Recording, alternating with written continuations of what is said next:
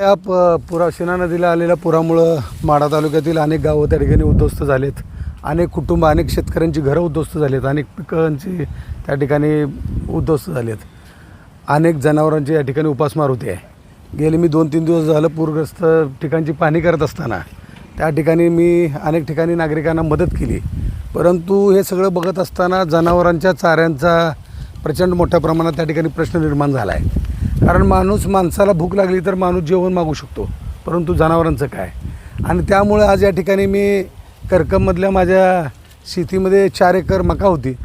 ती 4ही एकर मका मी त्या ठिकाणी ज्या ठिकाणी चाऱ्याची गरज आहे त्या ठिकाणी माढा तालुक्यातील त्या वेगवेगळ्या गावामध्ये ती चारा पाठवण्याचं या ठिकाणी काम करत आहे. तर किती गावांना अंदाजे मिळणार आहे? नाही, जिथं शक्य आहे त्या ठिकाणी. तर आता ही 4 एकर मका आहे.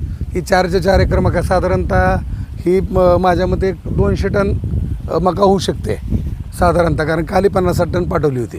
तर जेवढं ज्या ठिकाणी शक्य आहे त्या ठिकाणी हे चारा देण्याचं काम आम्ही करतो. मागील वेळी पंढरपूर शहरात तुम्ही ग्रामीण भागामध्ये तुम्ही शेतकऱ्यांना आर्थिक मदत केली. आता माढा तालुक्यात तुम्ही जनावरांसाठी स्वतःच्या शेतामधला चारा देत आहेत.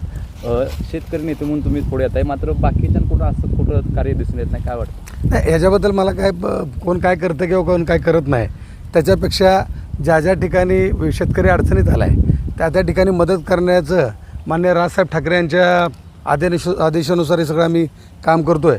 कारण राजसाहेबांची आम्हाला शिकवणच आहे की 80% समाजकारण आणि 20% राजकारण, आणि त्याच धर्तीवर मनसे या ठिकाणी काम करते.